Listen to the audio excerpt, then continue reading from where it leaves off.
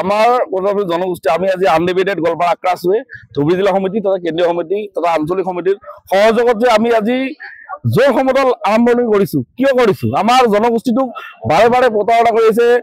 বিগত দিনত কংগ্ৰেছ চৰকাৰে কৰিছিলে। আজি আমাৰ এটা আস্থা আছিলে যে বিজেপি চৰকাৰে আমাক কিজানি এই জনগোষ্ঠীটোলৈ যিটো সময়ত মাননীয় মুখ্যমন্ত্ৰী ডাঙৰীয়াই কয় যে আমি খিলঞ্জীয়া চৰকাৰ, এই খিলঞ্জীয়া চৰকাৰ কোৱাৰ পিছত জাতি মাতি ভেটিৰ কথা কৈ ইহঁতে গতিত আহিলে। তাৰ পিছত এতিয়া দেখা গৈছে খিলঞ্জীয়া মানে আমি কোথাও জনগোষ্ঠী চাওক, আমাৰ 3 পুৰুষৰ কাগজ লাগে 3.0, আমাৰ বোলে ডকুমেণ্ট লাগে 3 পুৰুষৰ মাটিৰ ভূমি ক্ষেত্ৰত, সেইটো আমাৰ সাক্ষত খিলঞ্জীয়া সুৰক্ষিত আছে। গতিকে আপোনালোকৰ মিডিয়াৰ জৰিয়তে অসম চৰকাৰৰ মাননীয় মুখ্যমন্ত্ৰী ক'ব খুজিছো, আপুনি যদি 2026 চনৰ বিধানসভাৰ আগত যদি আমাৰ জনজাতিকৰণ নকৰে জনগোষ্ঠীটোক আনডিভাইডেড গোৱালপাৰা মানুহখিনিক, যেহেতু এইখিনি মানুহ আমাৰ লাঞ্ছিত বঞ্চিত, আনডিভাইডেড গোৱালপাৰা মানুহখিনিক জনজাতিকৰণ নকৰে, বিজেপি চৰকাৰখন আজিকালি অসমৰ মাননীয় মুখ্যমন্ত্ৰী চকীত বহি আছে, এইখন তেওঁৰ চকী নহয়, ৰাইজে দিয়া চকী হয়। এই চকীৰ পৰা তাকো ভৰাই দিবি বুলি আমি আক্ৰাছে ঐক্যবদ্ধ হৈ যুঁজিবলৈ আমি বাধ্য হ'ম।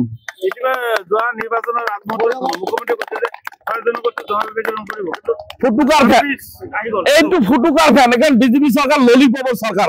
মই কম এই চৰকাৰখনে মানুহ প্ৰতিটো জনগোষ্ঠীক ঠগি আছে। এইবিলাক ঠগাৰ ফলত কি হৈছে, আজি টিভি মিডিয়াত চাওক, আজি ফেচবুক ওলালে চাওক, ক'ত বিভিন্ন মাংস লৈ কথা কিবা লৈ কথা, এইবিলাকৰ কাৰণে চৰকাৰক তেওঁলোকক গতিত বহা নাই। আমালোকে তেওঁলোকক ভোট দিছো, আমাৰ জনগোষ্ঠী বিলাকৰ অসমৰ যিবিলাক জনগোষ্ঠী আছে তেওঁলোকৰ সমস্যা সমাধান কৰিবলৈ আজি ভূমি মাটিৰ পৰা আৰম্ভ কৰি যিখিনি সমস্যা আছে, ভেটি মাটি আমাক হেৰুৱাই গৈছে, কেতিয়া আমাক এইটো সুৰক্ষিত দিব? তেতিয়া তেওঁলোকেতো কৈছিল না জাতি মাটি ভেটি, আজি তেওঁলোকে খৰাইঘাটে ৰণ কৰি এবাৰ আহিলে কিমান আৰু ঠগিব। মানুহে বুজি পায় অসমৰ 6টা জনগোষ্ঠীয়ে আজি প্ৰতাৰণিত হৈ আছে।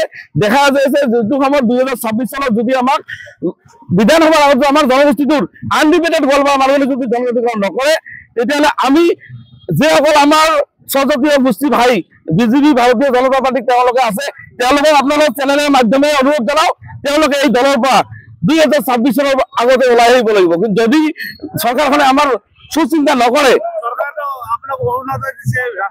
আমি অৰুণোদয়ৰ কাৰণে চৰকাৰ বনোৱা নাই, আমি অৰুণোদয় পাবৰ কাৰণে এই 1400 টকা পাবৰ কাৰণে আমি চৰকাৰ বনোৱা নাই। তেওঁলোকক কোৱা নাই আমাক অৰুণোদয় দিয়ক, আমাৰ জনগোষ্ঠীটোৰ স্থায়ী সমস্যা লাগে, আমাক জনজাতিকৰণ লাগে। আমি মাটি ভেটি অলৰেডি হেৰুৱাই গৈছে।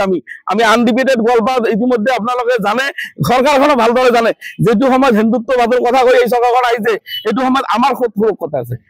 আমাৰ নেক্সট জেনেৰেশ্যন কি কৰিব? দুদিন পিছত আমাৰ কি অৱস্থা হ'ব ইয়াত আপোনালোকে নিশ্চয় জানে। আমি ঘৰৰ কাৰণে তেওঁলোকক আনা নাই, আমাক ঘৰ নালাগে। আমি টিনৰ চালি দি ঘৰ থাকিম। আমাৰ যদি মাটি নাথাকে, আমাৰ যদি বেটি নাথাকে, আমি ভালদৰে এটা অফিচিয়েল বনাব নোৱাৰো, IAS একটা অফিচিয়েল বনাব নোৱাৰো, ডক্টৰ বনাব নোৱাৰো, আমি ক'ত থাকিম? আজি জনগোষ্ঠীটোক আমাক বাৰ প্ৰতাৰণা কৰি আছে। গতিকে আমি আপোনালোকৰ চেনেলৰ মাধ্যমে অসম চৰকাৰৰ মাননীয় মুখ্যমন্ত্ৰী ডাঙৰীয়াক কৈছো, অতি সোনকালে আমাৰ জনগোষ্ঠীটোক আনডিভাইডেড গোৱালপাৰা মানুহখিনি জনজাতিকৰণ কৰক, নহলে কিন্তু 26ত ইয়াৰ ফল ভুগিব লাগিব। কাৰণ যেখন চকীত তেওঁ বহি আছে, এইখন চকী কিন্তু তেওঁৰ চকী নহয়, ৰাইজৰ চকী, এখন ৰাইজে দিয়া চকী উপহাৰ। এই চকীৰ পৰা তাক উঘৰাই পেলাই দিম।